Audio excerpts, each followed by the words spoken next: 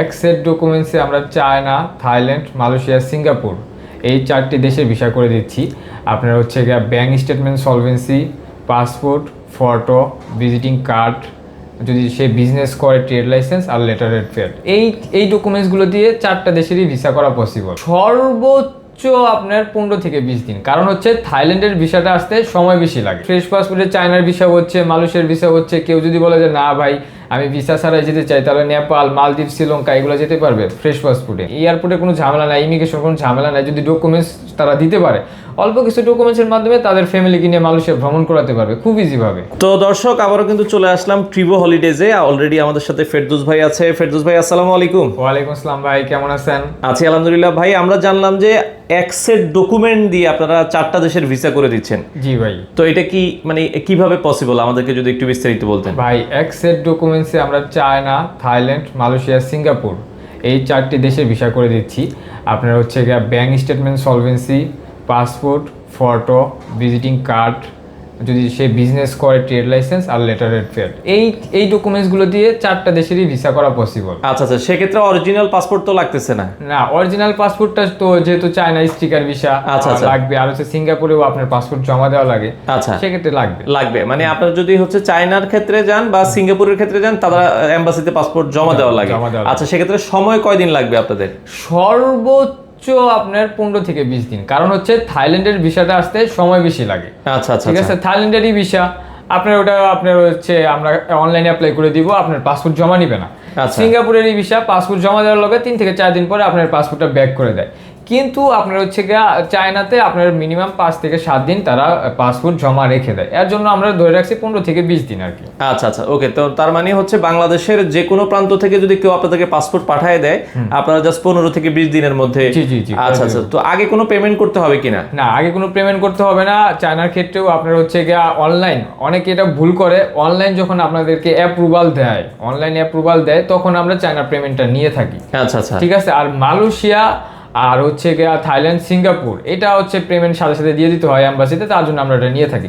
কিন্তু অনেকে ভাবে যে হয়তো ভিসার পরে পেমেন্ট। আচ্ছা, অনলাইনে চায়না অ্যাপ্রুভাল আসা মানেই আপনার পাসপোর্টটা জমা হচ্ছে মানে আপনার ভিসা হয়ে যাচ্ছে। এর জন্যই অনেকে বলে যে ভাই স্টিকার লাগার পরে আমরা হচ্ছে গিয়া টাকা দিব। এবারে গতবার চায়না ক্যান্টন ফেয়ারে আমরা হচ্ছে অনেক হিউজ ভিসা করছি, যেগুলো হচ্ছে ভিসা হওয়ার পরে টাকা নিছি।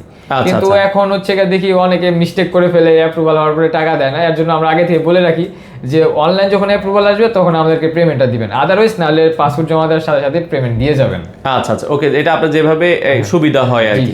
আচ্ছা, ওকে। তো এই 4 দেশ ছাড়া অনেকে এখন খালি পাসপোর্টে ভাই ভিসা করতে চায়। খালি পাসপোর্টে কি চায়না বা অন্যান্য দেশের ভিসা হয় কিনা? হ্যাঁ, অবশ্যই। খালি পাসপোর্টে, ফ্রেশ পাসপোর্টে চায়নার ভিসা হচ্ছে, মালয়েশিয়ার ভিসা হচ্ছে। কেউ যদি বলে যে না ভাই আমি ভিসা ছাড়াই যেতে চাই, তাহলে নেপাল, মালদ্বীপ, শ্রীলঙ্কা এগুলো যেতে পারবে ফ্রেশ পাসপোর্টে। আচ্ছা, ফ্রেশ পাসপোর্টে।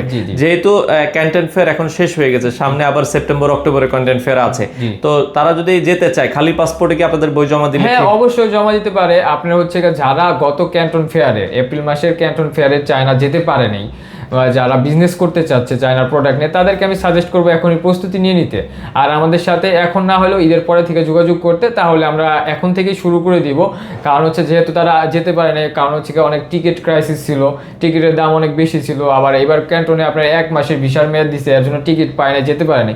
তো তারা যদি এরপরে থেকে তাড়াতাড়ি আমাদের সাথে যোগাযোগ করে, তাহলে তাদের তাড়াতাড়ি হয়ে যাবে, এবং আগে আগে টিকিট কেটে রাখলে তারা খুব তাড়াতাড়ি চলে যেতে পারবে। আচ্ছা আচ্ছা, আর একটা জিনিস বলছেন, যারা মালয়েশিয়ায় আপনারা একটা চমৎকার যারা যেতে যাচ্ছে ফ্যামিলি, বা এই বিষয়টা যদি একটু ক্লিয়ার করতেন আমাদের। যারা হচ্ছে মালয়েশিয়া প্রবাসী ভাই, 4 বছর 5 বছর ধরে আছে, তারা তাদের ফ্যামিলি থেকে বঞ্চিত আছে, জাস্ট ফোনে কথা বলতে পারে, তারা খুব ইজিভাবে অল্প কিছু ডকুমেন্টসের মাধ্যমে খুব সহজেই আপনারা হচ্ছে কোনো ঝামেলা নাই, এয়ারপোর্টে কোনো ঝামেলা নাই, ইমিগ্রেশন কোনো ঝামেলা নাই, যদি ডকুমেন্টস তারা দিতে পারে, অল্প কিছু ডকুমেন্টসের মাধ্যমে তাদের ফ্যামিলিকে নিয়ে মালয়েশিয়া ভ্রমণ করাতে পারবে খুব ইজিভাবে।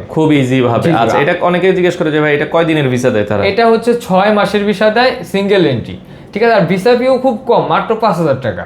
আচ্ছা, মাত্র 5,000 টাকা। আপনি চাইলে দেখা যায় এটাতে এন্ট্রি করে কি 2-3 মাস তো সে থাকতে না, পারবে? এটাতে এন্ট্রি করে প্রথমবার সে 1 মাস থাকতে পারবে, ওইখান থেকে ইমিগ্রেশন থেকে আবার কিছু টাকা দিয়ে আরো 1 মাস বাড়াতে পারবে, মিনিমাম 2 মাস থাকতে পারবে। মানে মিনিমাম 2 মাস বাড়াতে পারবে, পরে সে বাংলাদেশে এসে আবার সে চাইলে আবার চাইলে যেতে পারবে। সেক্ষেত্রে এখানে কিন্তু ভিসা ফি মাত্র 5,000 টাকা। আচ্ছা, কম খরচে আপনারা করাতে পারবেন।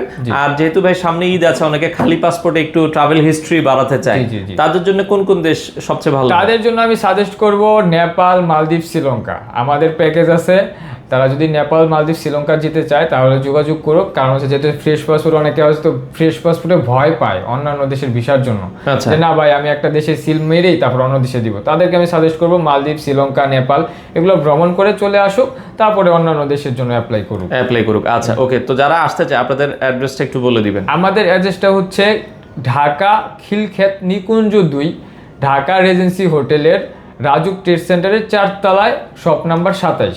আচ্ছা, এখানে আসলে ট্রিপ হলিডেজ পেয়ে যাবেন। সাপ্তাহিক বন্ধ হচ্ছে আপনাদের বুধবার ছাড়া প্রতিদিন খোলা রয়েছে। সকাল কয়টা থেকে কয়টা পর্যন্ত? সকাল 10টা থেকে সন্ধ্যা 7টা। আচ্ছা, এই সময়ের মধ্যে আপনারা চাইলে এসে ভিজিট করে তাদের সাথে বিস্তারিত যোগাযোগ করতে পারেন। এছাড়া কেউ যদি অন্যান্য দেশ ট্রাভেল করতে চায়, আপনাদের কাছ থেকে সাজেশন নিতে চায়, আপনাদের সাথে তো যোগাযোগ করতে পারে। অবশ্যই। এটা অনেকে আছে যে ভাইয়া এইগুলা দেশ ছাড়া মানে মিডল ইস্ট, এশিয়ার দেশ ছাড়াও দেশের মানে France, UK, USA, Canada, Australia, যে কোনো দেশের ভিসা, বাংলাদেশ থেকে যে দেশগুলোর ভিসাগুলো হয় আমরা সম্পূর্ণ ভিসা করে দিতে পারি। ঠিক আছে, তো সেক্ষেত্রে আপনারা যোগাযোগ করতে পারেন, যে কোনো দেশের ভিসার জন্য তাদের সাথে আপনারা যোগাযোগ করে ভিসা করাতে পারেন।